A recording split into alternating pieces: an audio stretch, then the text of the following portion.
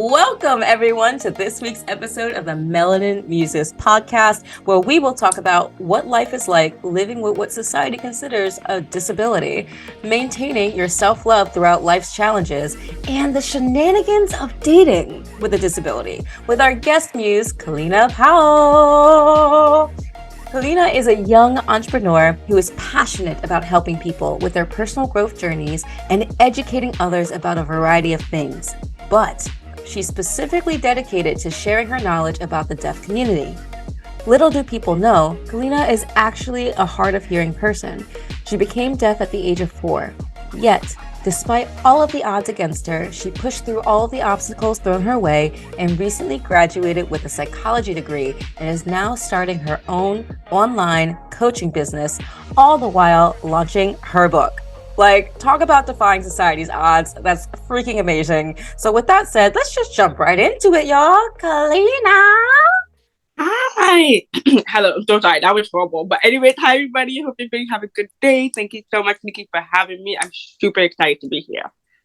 I'm super excited to have you on. And for y'all not watching on YouTube, y'all watching on the audio, you better go to YouTube and look how fabulous this girl is. Like, she just slaying today with them glasses and that smile. Yes, boo, I see you. Oh my gosh. So, like, I know I gave a short overview of who you are, but girl, tell all of us, tell me more about you. Tell us about you, boo-boo. Thank you. Honestly, I would say I am so many hats, as Nikki mentioned before. Honestly, I'm very, very passionate about educating people and actually helping people, especially developing personal growth, especially those with disability, because myself, who is a deaf person, I never had anyone that looked like me when I was growing up. Unfortunately, it was very, very hard. But I do want to make a change in the community, not just the deaf community, but also community as a whole, and let people know that no matter what challenge you face in your life, you can still achieve anything you want, and that is why I'm here. Tell us more what it was like for you growing up. We mentioned that, and you mentioned to me that you became deaf at the age of 4. So can you walk us through what was it like growing up? Like, I'm assuming you previously had hearing and then that developed into deafness or hard of hearing. And how was that transition like for you, if you remember, and then growing up? So at the age of 4, I had an ear infection. Unfortunately, I had an ear drop, and the daycare didn't follow the instruction, and that's how I became deaf. So it's literally simple things like not following instruction from the doctor. And that same day, I actually became deaf. And that's when I went home watching TV. My mom tapped my shoulder, said, "Clean, I called you." I didn't hear my mom. And my mom was freaking out. My mom was young. My mom had me like when she was 20 years old. So she obviously didn't know what to expect. But luckily, my grandmother was a nurse at the time. So she called my grandmother quickly. My grandmother rushed home. She did so many things to me. And then she was just like, "Okay, Kamina cannot hear me. This is not normal." We called my family doctor right away to book an appointment for tomorrow. And luckily, we went to go see him. And unfortunately, he said it's too late. Kamina lost her hearing. So that was how I became deaf. While I was growing up, there was a lot of challenges. I actually ended up going to 2 schools. I went to the deaf school and a hearing school. So that way, my family wanted me to be part of my community so that I can learn who I am. Because, as a 4 years old, you don't know what's happening to you. You don't know what's going on. And because my family never have a deaf person in their life. So it's very new for them. They don't know what to do. They don't know what to say. Especially as a 4 years old, your communication and your language. So it was difficult for them because they were going through their own things, especially school, work. My mom was young; she was finishing college. There was a lot of work that my mom had to do on her behalf. And so what happened is that over the time I got better with my communication and being more confident around the hand world versus the deaf community. So unfortunately, I had to stop going to the deaf school, and that was the biggest challenge I ever had because the deaf school was far from my house. And so I ended up going to the hearing school full time. It was very, very difficult. A lot of teachers didn't know how to accommodate me. Very unfortunate. I was bullied a lot, definitely. And but I never made that stop me for going moving forward or who I am. And it was especially high school. No one liked high school. High school got a little bit, it's okay, but I was able to learn how to advocate for myself because of my past schools I had, like elementary and middle school. It was very easy, but a lot of people would like to use you. I think everybody had been used before in high school, so I had people, disrespecting me a lot of time because they thought, I couldn't hear certain things. They would do things just to act like, oh, you can't hear me. Like, it was very disrespectful a lot in high school, but I was able to take it for myself. And I remember the first week of when I started high school, I got into a physical fight with this girl because I thought she was talking crap. And, like, there was a lot of advocating, I was saying, when I would transition, especially as I got older. The more comfortable I got, the more older I get, the more comfortable I was. That's what I meant to say. And so it was challenging. It was not easy. And a lot of people say, how you build the confidence you have now? I feel like you are so comfortable with yourself. And I said, no, like it took me years to get here. Nothing is easy in life. And I tell people it's never easy, but it does get easier as you grow. Yes. Oh my gosh. Well, one, look at me, be like, oh my, I can't speak because I'm just so touched by that story. But in the seriousness, though, like, thank you for sharing that and being so vulnerable and talking about that experience growing up, especially when it comes to bullying in schools. Hun, I understand that. Me too. Me too. I get that. But what I can respect most about you is that you were able to stand your ground, stand your ground, hold your own, and be like, I'm not going to be tolerating that. And not only did you stand your ground, but you also didn't allow that to keep you down. You utilize that as fuel to push forward and be like, that's not what we're doing today. And you continuously worked on yourself to build yourself up so that way that couldn't, like, you can help stop that from happening to other people. Like, that's very admirable, because there are many cases where those who are bullied, there's only a few outcomes. Either they overcome that and they try to help other people, or they succumb to it and just allow it to break them, or they end up becoming the bullied and just start hurting other people, because the concept, hurt people hurt other people, but hurt people can also heal people if they choose to. So that's amazing that you're able to use your experience to become stronger and not do what the jerks were doing. But where they at? I'm gonna kick you in the shins for messing with my friend. But no, yeah, that's wild. And what was your experience like learning how to navigate the world now that you have like less hearing than you were used to? Like, what are your primary means of communication, and how's that like navigating life for you? So honestly, for me, I rely heavily on lip reading. So in order for me to communicate with someone, I have to read your lips.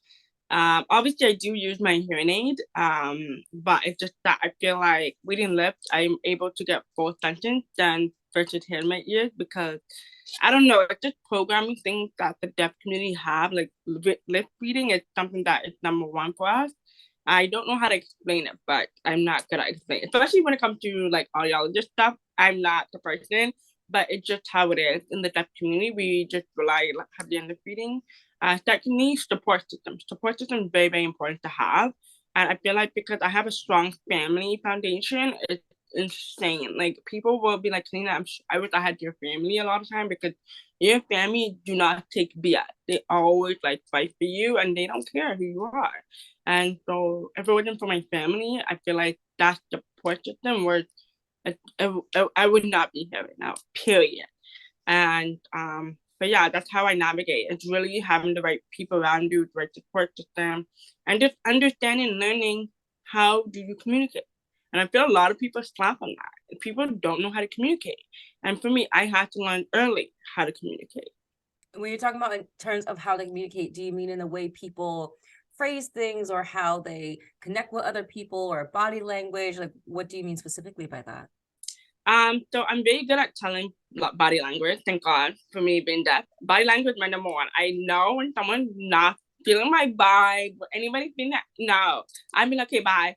Like a lot of time, people don't get what I mean by that when they're like, really, you can tell by my body language, and I'm not interested. I'm like, yeah, body language, everything. And a lot of people slap on that, and Body language. I'm not into so much of like words because people can trick words and they can. That's why I rely heavily on the energy. Your energy is something I rely on. If your energy is not good and I'm trying to come a conversation with you and it's not there, I know up the bat you're not worth someone that I want to speak to. And like I always tell people, always protect your space, your peace. Always protect that at all costs. If you feel like that person's not bringing you peace or that energy, that positive energy, not no negative energy, then they gotta go. And that's how I do it. Yes. And it, like, so many people don't recognize the power of energy, like you were explaining. It's like that feeling that you get when you're around people, and it's like, I don't know what it is, but something's off, or oh my gosh, they were amazing. I feel energized. Like, those are very key things to pay attention to, especially going into this new year, guys. Pay attention to energy. Like, your gut's not trying to trick you. Listen to it. This is what we got it for. Like, come on now. But no, that's absolutely incredible that, like, even though there was a loss of one of the senses, other senses were heightened, and it enabled you to be like, you know what? It's okay. This might be temporary of a inconvenience, but at least now I can amp up all these other senses and be like, I see you, fam. I see what you're doing. Can't fool me. Exactly.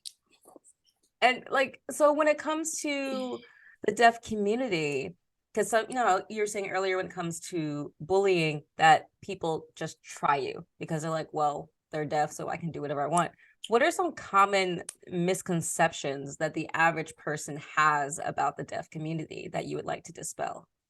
I wanted to say that not every deaf person you meet knows ASL. A lot of people thought I knew how to do ASL and they would try to do a gang sign to me. And I'm like, that is not a sign language. Even though I don't know sign language, but like that is not sign language. Come on now. And that's the one reception I get a lot. And second, I do want to say that a lot of people always say like how do deaf people talk if they're deaf or something like that. It was just ridiculous. I get that comment sometimes on TikTok and I'm like, what the hell? And then some people be like, oh, like, how can you hear music? And I'm like, I listen to music through beat, right? But because for me, from my background, I'm a Caribbean island person. Um, the beat was always there, the tone, and what else is there? I don't know. There's a whole bunch of things. If you're from the islands, you know what I mean. But it's different vibe versus listen to any other music because I can hear the beat and the vibration. Some people listen to music through vibration, which is very different from other people.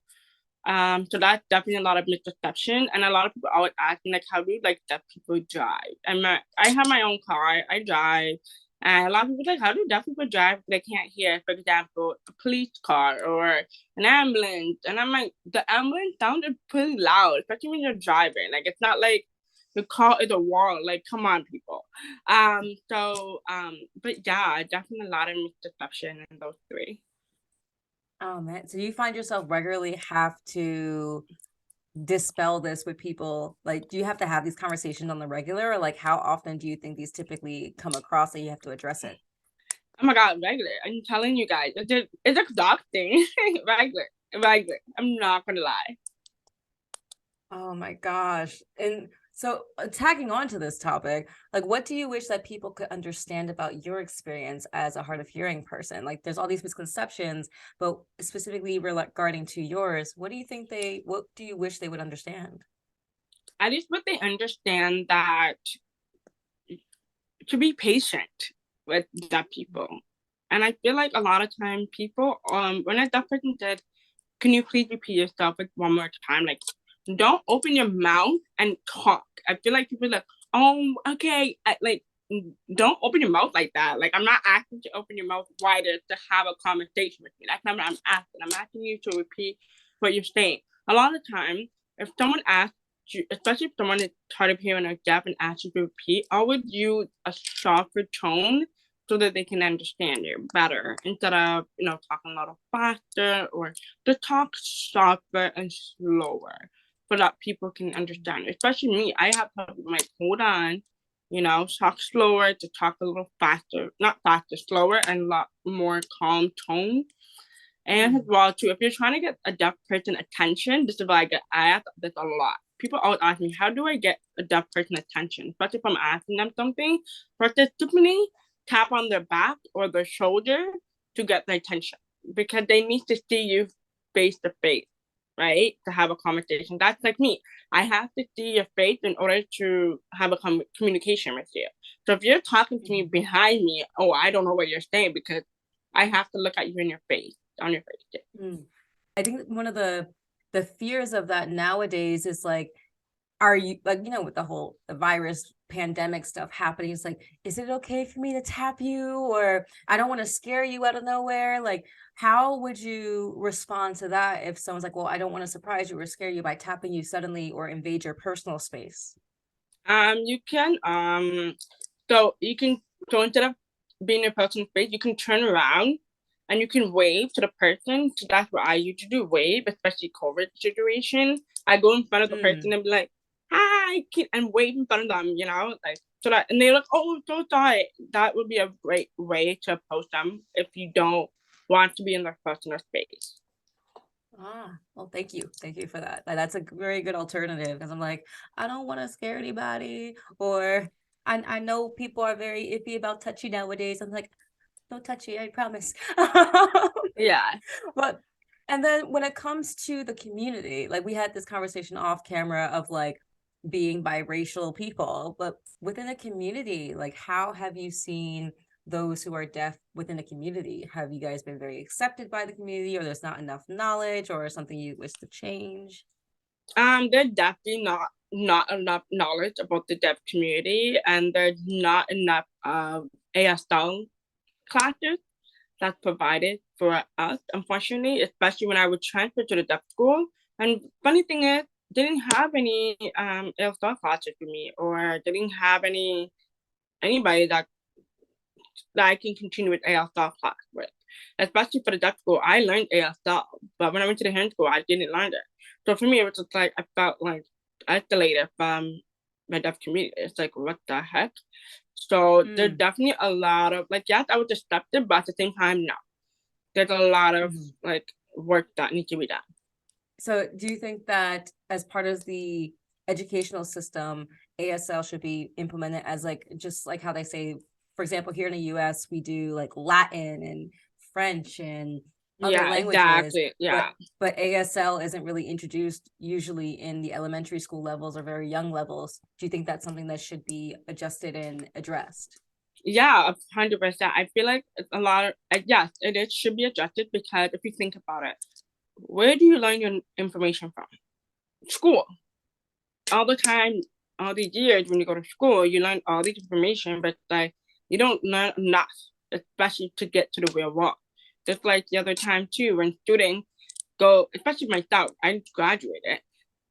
I felt like all the things I learned in school were not relevant to my real life. And I'm just like, why are they not teaching things that is priority for the real world? And it's like, I wasted so much money. I'm not saying don't go to university or college, but I'm just saying that there's certain programs you should be taking, should not be taking, where you can learn from online, where you can learn from this and that. So it's very unfortunate. When it comes to being like part of the community where they say, oh, well, this is a disability for you, and like it seems like they try to put you guys into like a victim mentality space rather than empowering. So let's, instead of doing the negative aspect of things, what do you think is the best part about being hard of hearing for you? Like, because people usually harp on the negative. The best part about being hard of hearing or deaf, I can sleep at night, turn off my hearing aid. I don't have to worry about nothing. I can sleep at night. That's the best thing because I get the best sleep. People like, oh my God, how do you have so much energy? And I'm like, because I get the best sleep. I can't hear. So that's the best thing. Especially if I'm around a noisy coffee shop, especially if I'm reading a book or doing work, I can just simply turn off my hearing aid and work. Peace and quiet. Oh my gosh, I love that so much. Especially the concept of coffee shops and trying to sleep. Oh my gosh. Yeah, that's amazing. And do you feel like this has become a part of your identity and shaped a big part of who you are? Yes and no. I know that there are some people would say yes and some people would say no. For me, I'm in the middle, to be honest. Just because, let's say, for example, education, when I go to school, they define me as deaf and then I should be in this classroom because I'm deaf. Okay, but that should not define who I am because I am deaf. So that way, that's the way I'm saying now. And yes, when I go public wide and speaking to people, it's like, okay, connect deaf. We need to be mindful. We need to be aware. So that's where the yes come from. It's like that's who I am because you can't get upset at me if I don't know, if I can't hear you or I can't communicate. So, so there's a yes and no into that question. With that, guys, this will bring us to the end of the part 1 segment of our podcast. So we shall return in just a moment after this short break. And we're back, guys, with part 2 of this episode with Kellina. And the first episode was so very English is hard for me at the moment because no coffee. But you know, it was so, what's the word? Educational. Ha! See, I do know English. It is very educational. I learned a lot. In part 2, we're gonna jump into what is it like dating with a disability? So, yes. But before we go into the dating stuff, tell us about your self-love journey. The most important, your self-love. Tell us about that. My self journey was something that I had to learn the hard way about. Just because being deaf, I thought I would never see myself in a relationship. I never really thought of that because I thought that I have too much to carry for a guy. And especially being in a relationship in general. Like, I thought it would be too much. And I was just like, I don't think this guy can handle me because I'm deaf. Like, I always have an excuse and I always make my disability has an excuse to find love. And that should have not been the case. But yeah, they always say, like, if that person can handle you, then they deserve your love. If that person can handle you, they do not deserve your love. And like they always say, just like the boss queen or and every entrepreneur boss woman I ever met, and I told them like, how do you find your husband? They said, listen, honey, that man can put up with a lot of BS if they love you. And I'm like, damn. And they like, doesn't matter how much money you make.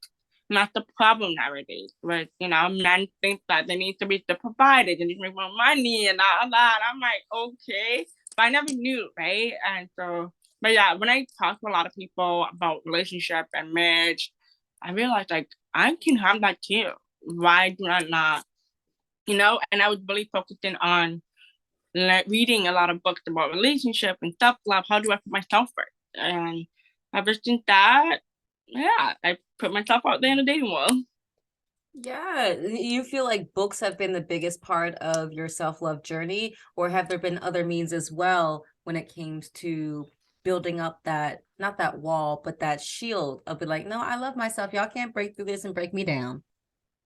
I would say, for me, honestly, it was just reading books was part of it, but also too counseling. I just had a counselor, who kind of walked me through stuff and just make me understand who I am and make me realize what I should be working on, especially, relationship. It's a lot of work, and I was new to the dating world when I was like 20 years old. I never really dated until 20. I was enjoying my university lifestyle and, regular teenager, party, house party, and, I was just enjoying my life. But I never really thought about dating because my family was so on me about like not to date until when I'm in my late 20s, just because the way the world is going.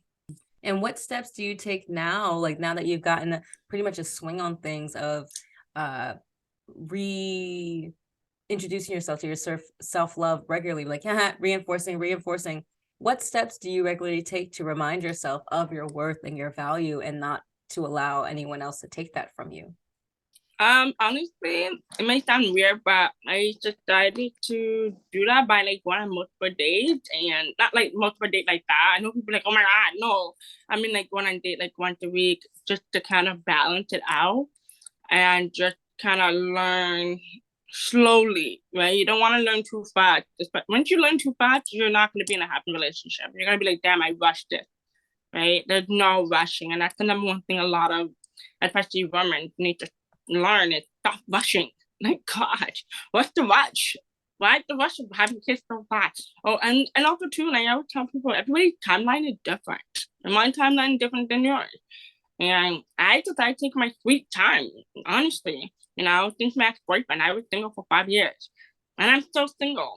So it's like, okay, I see my friends getting engaged, having kids, but I'm happy for them. And sometimes you have to learn how to be happy for other people.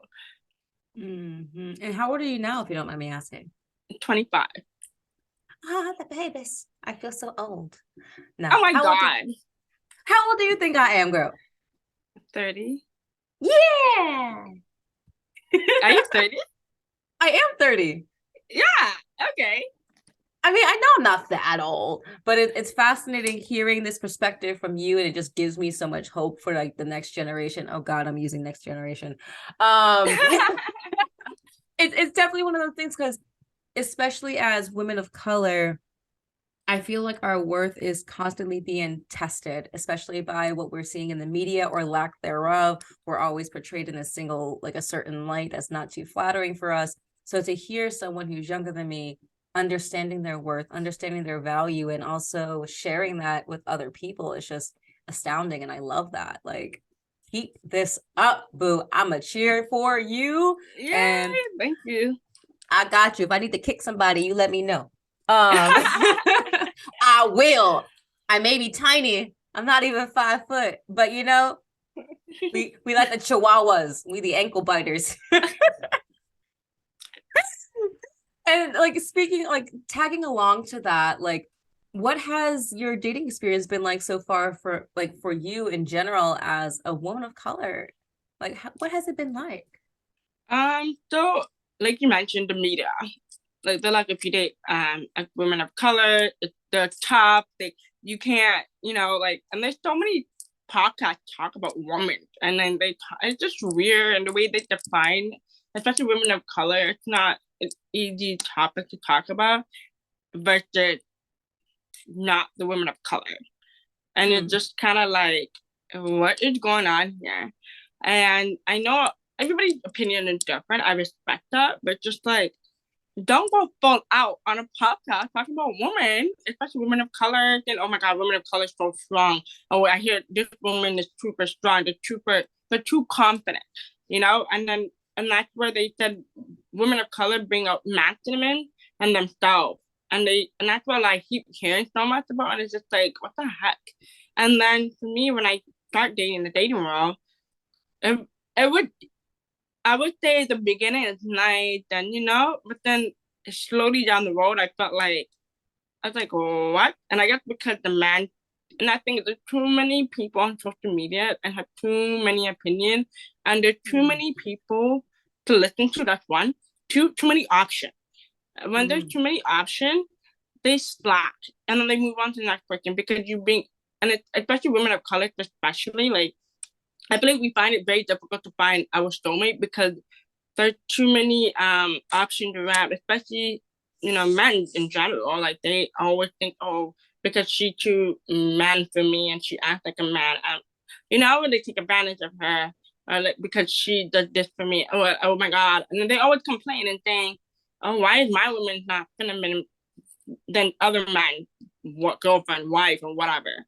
It's because because you bring out the bad energy and a bad vibe to women of color. And then I'm no disrespect and racism or anything, but that's why a lot of women of color sometimes go for different race and different internationally because men of color don't know how to not take advantage of what they have, but be grateful for what they have. And it's just like, especially women of color, we are powerful. We know we stick to your goal. We stick to you. You know what I mean? Like, not a lot of women could do that compared to women of color. Women of color, go through a lot of BS to go with a man, and that's why men sometimes, especially men of color, they don't know. Oh my God, this and that and that. It's just like, are you not grateful for your own kind? And it's like, and a lot of time, and I honestly, now that I'm getting older, I see and I understand why women of color go for different particular men because they don't feel like they're worthy, and they feel like it just the men of different race grew up different versus the men of color. So it's very It's fascinating that you say that, because as I'm getting older now as well, I've recognized both sides of that, like from living abroad in a country where a majority of my dating experience was fetishized. It's like, oh, I've never been with a Black woman before. Oh, I have it on my wish list or my checklist to sleep with a Black woman. You want to help me with that? Like, men has said these things to me. And then also being in Philly, where it's like, I've seen both sides of the spectrum of, especially when it comes to men of color that I've encountered. Not all of them. Luckily, I found some good friends of mine who are absolute gentlemen, and they're going to make some women very, very happy.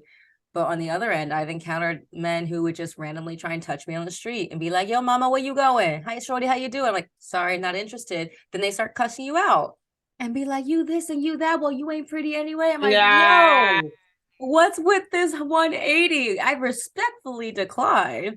And it's just, it's wild. And I think it just starts at home. It starts with the representation that we have in the media, and also to the music that like these kids are listening to.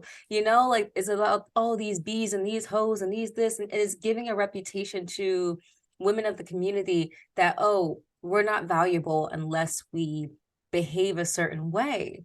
And it's just a very sad cycle that's perpetuating, that needs to be addressed. Obviously, this is not everyone, and people from different strokes behave different ways. But I feel that within our community, a lot of the media that especially our men are consuming is influencing them incorrectly. And also bad influences, the people they hang out with, is perpetuating this cycle of, oh, this is how we treat Black women. Don't worry about it. So it's sad. It's very sad. And that's a whole conversation for another day, but I hope that things change in the positive direction. But in terms of when it comes to being hard of hearing as well, like, what has that been like for you in terms of like dating and finding that right partner? I know you said it was difficult for you to recognize that before, but now since you become more at home with it, what's the most challenging things about dating, being hard of hearing, and what's the most rewarding, actually? The most rewarding, I would start with the most rewarding. The most rewarding is teaching them. They love to learn. I know a lot of guys I went on date with, I met, they love like learning and listening about my story. I never went through like really bad side of that. I mean, and yeah, they love learning. That's the one thing about guys, they love learning new things. They love learning new things. If you can educate them on something, oh my god, you're on hooks. You're like, really? Oh my god. Like, I don't know. I would say 100% of them, they love me. But unfortunately, a lot of time that which has come to the backside is when they see and hear that, they back off and think, you know what, I'm gonna have to, I wish you the best, but I see you had a friend. They love my energy, of course, but they know that me being deaf is gonna be a lot for them, especially in terms of communication. And I know I have few people that I went on date with didn't even tell me like respectfully, but I know just few guys that would go ghost on me, and because of what I carry on the table, right? And they're like, oh my god, no, this girl deaf. Like, how am I supposed to communicate with her? You know what I mean? Like, all these little things, and it's just like, okay, it's not even a big deal. Like, calm down. And so I just do shit. Bye. I don't care. If you go ghost, you go ghost. Bye bye. I don't care. I'm not chasing after. I never chase after guys. I'm like, no, bye. So that is really, that's really bad side of it. But number two, I would say is sometimes they can try and take advantage of me, like because I'm a very nice person, and they think because I have a disability, they think I'm gonna always be nice to them, but no, And so I remember this one guy, um, long time ago. I think I was like started dating. I think when I started, like I was 20, and then I remember I went on a date with this one guy. He was amazing, perfect. I'm like, oh, maybe I can see a potential with this guy. Cool, whatever. But then all of a sudden, like he tried to be disrespectful, like be rude, and every time he tried to talk to me, like he talked super loud. I'm like, I can't like hear when you're raising your voice. Like, calm down. But I guess he thought he needs to talk to me loud without even communicating with me about, oh, how do I communicate with you? I feel like it's just a little thing that a lot of people don't understand, how much little thing can make it into a bigger thing, and it turns off the whole relationship off. And so that was one of the issues that I have sometimes. But even with my ex-boyfriend, he's an amazing guy. He actually was new to Canada. He's an immigrant, and his English was, it was good. His English was fine, but sometimes he have a Spanish accent, and so like sometimes it's hard for me to understand when he tells me. But he was super thoughtful, and he just like, how about I teach you some Spanish words so you can understand where I'm coming from. And it's very sweet. And then it was just really sweet. And I was like, oh my god, okay. And I always dying to know about Spanish, and so he would always teach me that, so that we me and him have a great communication, and that way there's no communication barriers. Because especially when you're interact with someone who speak a different language, it could be difficult to communicate. And but my ex was super sweet. He was very thoughtful, and when I didn't have to tell him I was deaf, actually, because my hair was in a ponytail when we first met. I think it was like in I think it was, yeah, I think my hair was in a ponytail. And he noticed my hearing aid, and he's like, "Oh, you wear hearing aid," and he made it super normal. Like, he didn't even ask too much question. So I felt really comfortable because he already knew what hearing aid was, what to expect. He already knew that, and so I just felt really comfortable, and I didn't have to explain myself too much. You know what I mean? Sometimes when you're dating someone, you don't always have to continue explaining, especially advocating for yourself can be exhausting. So, and not so true. I know a lot of people, not just all the guys that dated, but in general, I hear this a lot from people who have a disability. They feel like sometimes their partner overdo things for them. And sometimes they're like, hey, but can you please ask me before you do anything, so that you respect my choice and my decision? But yeah. Oh, well, kudos to him for being so sweet. And that like set a standard, even though like things didn't like work out, I guess, from my understanding, but at least that set a standard that, Leo, people can actually be respectful. Guys have the ability to do this. So I'm not going to settle for less. Like, exactly. Thank you, man. Mm-hmm. Exactly. For my like my last question, like, what advice would you give to those looking for that special someone, whether they have a hearing disability or just anyone in general? What advice would you give? My advice is to learn about your disability. Always learn that before you date someone, because that person can ask a lot of questions when they act dating you. They want to know, okay, what can I do best to support you, right? You want to be able to give it to them on the table when they ask you. That's number one. Number two, self-love is very, very key. Always take care of yourself. And if you need to rest, please rest. Talk to your partner. Like, hey, I'm really having a doctor day. I just need a break. Or, but always communicate. That's definitely super key, especially with someone who have a disability. Always communicate, always, always, always. And don't overthink too much when you're in a relationship. I think when I was my ex, I always think a lot. And I'm like, oh my God, what if he can't hear me? Or like I would, but if I was to go back, I would tell myself to calm down. I was always thinking, because he was actually my first boyfriend, so I didn't know what to expect. So, but he was very respectful, and he was amazing. But yeah, always take your time, always be patient, always communicate, and don't overthink. And believe me when I tell you, don't ever listen to someone when they say you're too much because you have a disability. They're not worth your time. Believe me, if I had like a ex-boyfriend, believe me, out of all people, because I'm the most like, they're like, oh my God, Kellina, you're too much. But if I can get an ex, you can be in a relationship, believe me. And don't ever think you are not worth it. You are worth every single love. Thank you so much. Like, especially ending on that note of like, you are worthy, you are valuable, you don't settle for less, and don't settle for crumbs when you can have the whole meal. Like, you're worth more than that, and that's a perfect way to end this episode. So thank you so much, Kellina, for coming on this episode. It was very informative, and also it's been a lot of fun, and we would love to have you back again in the future. And before we close out, are there any like final thoughts that you would like to share with the audience? Any tips, any promotions? Where can they find you? Just let them have it. I would definitely say you guys can find me on my Instagram, which is Deafqueenboss. Don't know.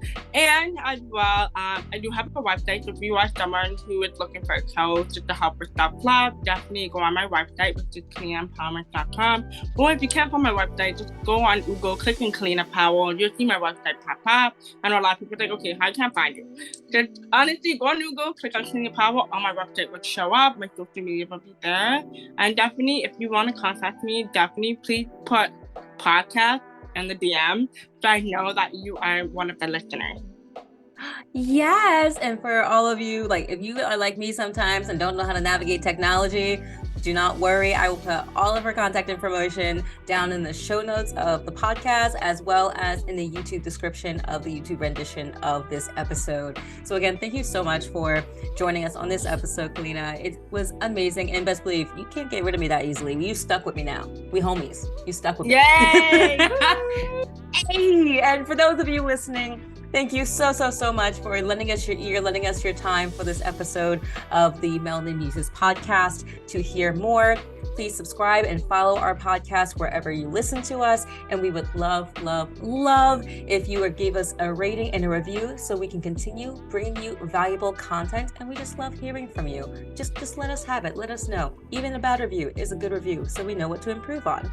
And we also encourage you to check us out on our YouTube channel as well, just to see our beautiful faces, because it's great. Just come and say hello, put answers in the comments, and just be like, hey, what's up? We're watching. Or what's your thoughts on this?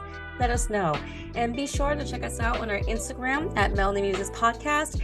And for that, we'll see you next week. Thank you guys. And this is Nikki B signing out. And then Hi guys. Okay, bye-bye.